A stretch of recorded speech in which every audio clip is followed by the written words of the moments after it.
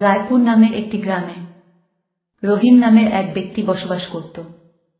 সে রান্নাবান্না করতে অনেক পছন্দ করত, কিন্তু সে কোনো হোটেল বা রেস্টুরেন্টে কাজ করত না। সে তার নিজের জমিতে চাষের কাজ করত। সে এত কষ্ট করার পরেও তার পরিবারের খরচ জোগাড় করতে পারত না।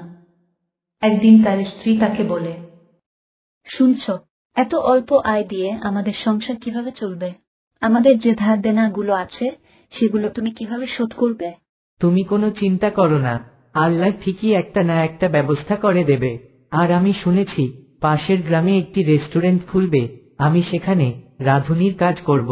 এর কিছুদিন পর পাশের গ্রামে একটি বিয়ে হয়।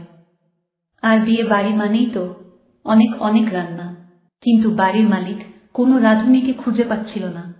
তখনই সেই বাড়ির মালিক বাড়ির কাজের লোককে বলে, শোনো মানিক, আমার একটা ভালো রাঁধুনি চাই, যে আমার মেয়ের বিয়েতে অনেক ভালো রান্না করতে পারবে। আমাদের গ্রামের রহিম নামের এক ব্যক্তি আছে, সে অনেক ভালো রান্না করতে পারে, অনেক ধরনের আইটেম রান্না করতে পারে। আচ্ছা, তা সে কোনো হোটেলে খাবার বানায়, আমি তার হোটেলে গিয়ে খাবার খেয়ে আসব।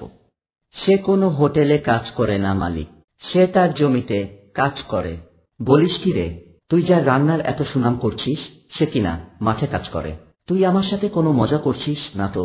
না মালিক, সে কোনো কাজ না পেয়ে মাঠে কাজ করে। আপনি ওর হাতের রান্না একবার খেয়ে দেখুন, তারপর বুঝতে পারবেন। ঠিক আছে, তুই কাল সকালে ওকে আমাদের বাড়িতে নিয়ে আসবি। এরপর মানিক রহিমের বাড়িতে যায়। রহিম ভাই, একটা খুশির খবর আছে তোমার জন্য, একটা কাজের খোঁজ নিয়ে এসেছি। তাই মানিক ভাই, তা সেটা কিসের কাজ? আমি যে বাড়িতে কাজ করি সেই বাড়ির মালিকের মেয়ের বিয়ে, তাদের একজন ভালো রাঁধুনি দরকার। আর আমাদের গ্রামে তো তোমার থেকে কেউ ভালো রান্না করতে পারে না। তুমি রেডি হয়ে যাও, কাল সকালে মালিক তোমাকে বাড়িতে ডেকেছে। হ্যাঁ হ্যাঁ, আমি রেডি আছি, আর তোমাকে অনেক ধন্যবাদ। পরের দিন সকালে মানিক রহিমকে নিয়ে তার মালিকের বাড়িতে যায়। তারপর রহিম বলে, আমার নাম রহিম, আমি একজন রাঁধুনি। বলুন, কাল আপনার মেয়ের বিয়েতে কোন কোন ধরনের খাবার রান্না করতে হবে? আচ্ছা, তোমার নাম রহিম, মানিক তো তোমার অনেক প্রশংসা করছিল। কালকে সন্ধ্যার মধ্যে তুমি কি 500 জনের খাবার তৈরি করতে পারবে? ভেবে চিনতে বলো। এত ভাবার কি আছে, তৈরি করতে পারবো। আপনি শুধু বলুন কি কি খাবার তৈরি করতে হবে। দেখো, আমার অতিথিদের বিরিয়ানি পছন্দ, বিরিয়ানি অবশ্যই বানাতে হবে। এছাড়া ডিম কারি, চিংড়ি মাছের কারি, চিকেন চপ এসব কিছু তৈরি করতে হবে। আর বাকি একটা মিষ্টির আইটেম তৈরি করতে হবে, কিন্তু খাবারগুলো যেন সুস্বাদু হয়।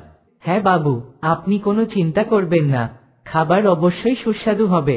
আপনি জিনিসগুলো নিয়ে আসে রাখুন। ঠিক আছে, তুমি কাল তাড়াতাড়ি চলে আসবে। এরপর রহিম বাড়িতে চলে আসে। বাড়িতে এসে রহিম তার স্ত্রীকে সবকিছু খুলে বলে। এরপর রহিমের স্ত্রী বলে, তুমি তো অনেক বড় কাজ পেয়েছ, আমিও তোমার সঙ্গে যাব। ঠিক আছে, কাল সকালে আমাকে তাড়াতাড়ি ঘুম থেকে জেগে দিও। পরের দিন সকালে দুই স্বামী স্ত্রী ওই মালিকের বাড়িতে পৌঁছায়। বা রহিম, তুমি তো সময়ের অনেক আগেই চলে এসেছ। এটা কে, তোমার স্ত্রী নাকি? হ্যাঁ বাবু, ও আমার স্ত্রী, আমার সাথে এসেছে আমার কাজে সাহায্য করার জন্য। আপনি বলে দেন খাবার কোথায় বানাতে হবে। মালিক তাকে রান্নাঘরে নিয়ে যায়। সেখানে বড় বড় চুলা ছিল, আর রান্না করার জন্য অনেক জিনিস ছিল। এরপর তারা দুজন মিলে রান্নার কাজ শুরু করে দেয়।